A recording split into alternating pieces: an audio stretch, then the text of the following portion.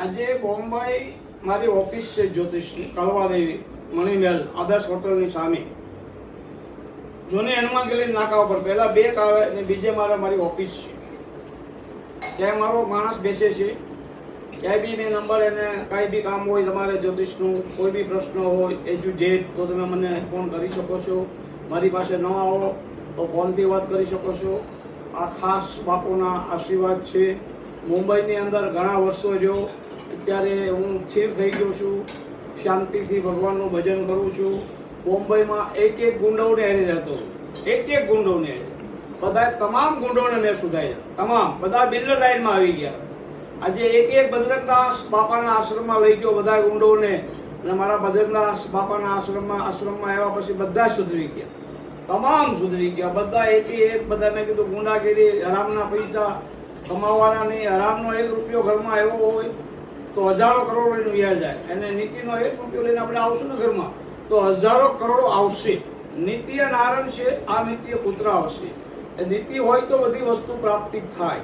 આજે ડૉક્ટર સંઘવી મહેન્દ્ર કોઠારી મારો ખાસ શિષ્ય હતો. સૌથી વહેલા મુંબઈની અંદર સ્ટાર્ટમાં મારો શિષ્ય મહેન્દ્ર કોઠારી, ભીમડી મારવાડી જૈન છે. અને મારો શિષ્ય નહીં, ભાઈ, બે ભાઈઓની જેમ રહેલા છે, બે ભાઈઓની જેમ. આજે એના ઘરે એની પત્ની એકલા રહેતા હતા, અને એને ભાડાનું મકાન હતું, ભાડાનું મકાન. ત્યારે મહેન્દ્ર મુંબઈથી 12-1 વાગે આવે અને અમે ભાઈ બહેન બે જમી લઈ, અને એવો અમારો પ્રેમ, એવો લાગણી, ભાઈ બહેનનો, બાપ દીકરીનો એવો સંબંધ કે બેન એકલા હોય તોય હું ત્યાં રહેતો. અઠવાડિયું 15 દી એની ઘરે લીમડીની અંદર. એ ભાડેનું મકાન હતું, તેની તરીકે કાંઈ નહોતું. એ વખતે એના માર્કેટની અંદર 9 લાખ રૂપિયા મદ્રાસીમાં મુસલમાનના ફસાઈ ગયા હતા, અને મારા આશીર્વાદથી આવી ગયા. ત્યારથી મને બહુ માનતો, બહુ અતિ માનતો. હું ધૂળ આપું તો બેગમાં મૂકી દે એવો મહેન્દ્ર કોઠારી.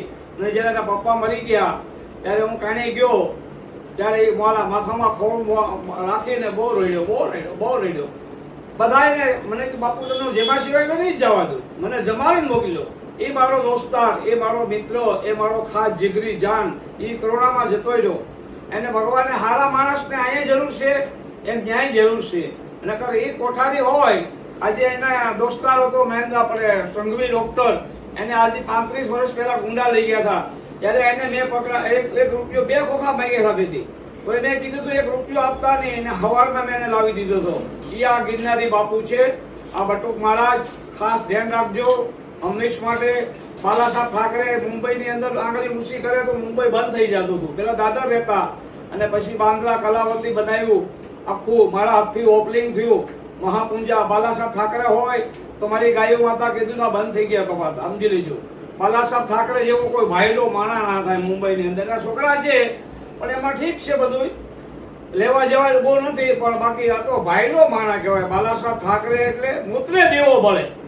જેમ શિવાજી થઈ ગયા એમ બાલાસાહેબ ઠાકરેનું નામ કહેવાય મુંબઈની અંદર. આજે સમજી લેજો, બાલાસાહેબ ઠાકરે હતા ત્યાં સુધી ત્યાં હિન્દુનું નામ ના લેવાતું મુંબઈની અંદર. એ મારો ખાસ જીગરી જાન હતો, એ બી વી ગયા. અને આ કોઠારી તો સૌની પહેલા મારો ખાસ શિષ્ય, અને હંમેશ માટેના બાળકો સુખી છે અત્યારે, અને ખૂબ સુખી રહેશે. એના બાળકોને મારો આશીર્વાદ છે.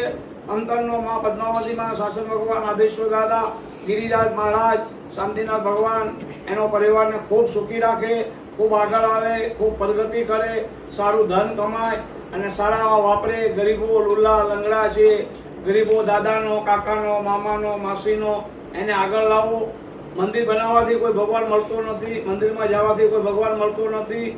એક પાર્લરની અંદર મારા ખાસ શિષ્ય હતા વાગડના કેશરબેન નવીનભાઈ, હાડીની બહુ મોટી દુકાન છે, અબજો રૂપિયા છે એની પાસે. એના રૂપિયા ફસાઈ ગયા હતા, અને માલિયા રોડ ઉપર અપાસરો બન્યો આજથી 30 વર્ષ પહેલા. ત્યારે કેશરબેને કીધું કે હું 1,40 લાખ રૂપિયા નામમાં લખાવું છું. નામ મારા કહેવાથી લખાવાઈ ગયું. અને પછી મને પૂછ્યું, મેં તો બેટા આ નામ લખાવ્યું તે બહુ ખોટું કર્યું. કેમ બાપુ? એ મોહિત દાન કર્યું છે. તારા દાદાનો, કાકાનો, મામાનો, માસીનો, ભાઈનો, દીકરી, બેન દીકરી, તારી નણંદ, એને આપ્યા હોય તો એનો આત્મા કેટલો રાજી થાય છે. આજે ગણપતિ આવે છે, લાખો કરોડો રૂપિયાનો ખર્ચો કરશે.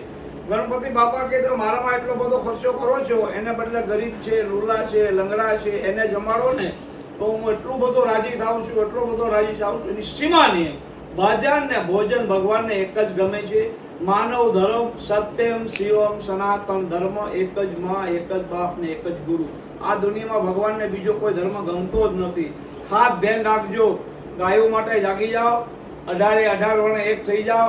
ગાય આપણી માતા છે, આપણી માની હત્યા આપણી સામે થઈ રહી છે. તામિલનાડુની અંદર એનો મોટો છે, સરકાર છે, માતા પિતા છે. આજે સરકાર જો ઉઠીને મા બાપ છે, જનતા પ્રજાને મારે તો પ્રજા શું પછી સંસ્કાર શીખવાની છે. એટલે મારે સરકારને એ કહેવાનું છે, વિનંતીથી, પ્રેમથી, લાગણીથી કહું છું, હજી શાનમાં સમજી જાઓ. બધી રીતે ગાય માતાના લાયસન્સની પણ જીવ હત્યા બધી બંધ કરાવી ગયો. પછી તમારે જે કરવું તે કર્યા કરો. બહેનો દીકરીઓને કોઈ મારતા નહીં. એની ઉપર પાઠમાં તમે આ લોકોને બાળકોને માર્યા છે એ બધી મને ખબર પડી છે. એની ઉપર ગોળીઓ છોડાવી છે, ગોળા છોડાવ્યા છે, બંદૂકના ઘા કર્યા છે. માવતર થઈને જો બાળકોને મારે તો મા બાપ શું કામના? એક ધોબીના કહેવાથી સીતા કો વન બધી હતા. રામને ખબર હતી મારી પવિત્ર ગંગા જેવી પવિત્ર ગંગા છે સુધી, પણ છતાંય એક ધોબીની બાઈ એના ભાઈની ઘરે ગઈ ને રાતના લેટ આવી અને એના પતિએ શંકા ખાધી અને કાઢી મૂકી. સવારમાં રામની સભા ભરાણી અને ન્યાય માગવા ગઈ કે મને મારા પતિએ કાઢી મૂકી છે, મને ન્યાય આપો. તો રામે કીધું જાઓ એના પતિને મારી સામે લાવો. એના પતિ 3 બદામનો ધોબી ભરી સભામાં એમ બોલ્યો હતો, લંકામાં રહેલા સીતાજી તમે રાખી શકો, અમે ના રાખી શકીએ. રામને આખી રાત નીંદ ના આવી. સવાર થયું, હે લક્ષ્મણ જાઓ સીતાઓ જંગલમાં છોડ કે આવો. આખું યોદ્ધા રેડ્યો, પણ છતાં રામ કે હું રાજા છું, આ રાજાનો હુકમ છે. મને ખબર છે મારી પત્ની પવિત્ર છે, પણ તમે અત્યારે મૂકી આવો. એને મૂકવા જાય છે લક્ષ્મણજી. પછી લક્ષ્મણ મૂકવા જાય છે ત્યારે લક્ષ્મણ કહે છે કે માં તમને છોડીને હું નહીં જાઉં, તમારી સાથે જ સેવા કરી. પણ નહીં દેવરજી તમે ઘરે જતા રહો, મારું જે થવું થાય, પણ નહીં માં તમને છોડી નહીં જાઓ. પછી સીતાજી સમજાવે છે કે રામના રખો કા કોણ કરશે, ઘોડલાની વાગુ કોણ સંભાળશે. એ મારા દેવરજી તમે ઘરે જતા રહો, મારું જે થવું થશે, તમે રામના અબોકા કરો. એમ કરીને લક્ષ્મણને ઘરે મોકલી દીધો. સીતાજી આપઘાત કરવા તૈયાર થઈ ગયા, પણ લાયા હતા. જનકપુરીની દીકરી હતી, મોટી ઘડી હતી, ધરતીની દીકરી હતી, સાચી દીકરી રાવણની હતી. અને આમાં ઋષિએ એટલું લોહીનું ટીપું આપ્યું હતું. જનક દાદાની ખેતી હતી, ત્યાં દાટી એવા હતા, ત્યાં એ ઋષિનું લોહી હતું. એમ તેમ દીકરી નહોતી ને રાવણની દીકરી હતી. અને જ્યારે મારી પાસે હજુ ટાઈમ નથી, આ કથા રાવણને ને મનોત્રીને એ ટાઈમે પ્રેમ હતો. પછી મનોત્રી પૂછવા ગઈ હતી ઋષિઓને કે રાવણ માણસ કેવો, મારે એની સાથે લગ્ન કરવા છે. તો ઋષિએ કીધું રાવણ જેવો કોઈ પવિત્ર બ્રાહ્મણ નથી. વાહ વાહિંદા ભરે, પવન પાણી ભરે, શિવને પસંદ કરેલા, મારે ઘરે ઢોલિયા બાંધેલા, આખું લંકા હોનાનું છે, પવિત્ર બ્રાહ્મણ છે, વિદ્વાન બ્રાહ્મણ છે. એમ કરીને રાવણ આવ્યો. રાવણને વાત કરી કે મને 4 મહિનાનો ગર્ભ રહી ગયો, કુંવારાનું શું કરશું, તું ચિંતા કરી માં.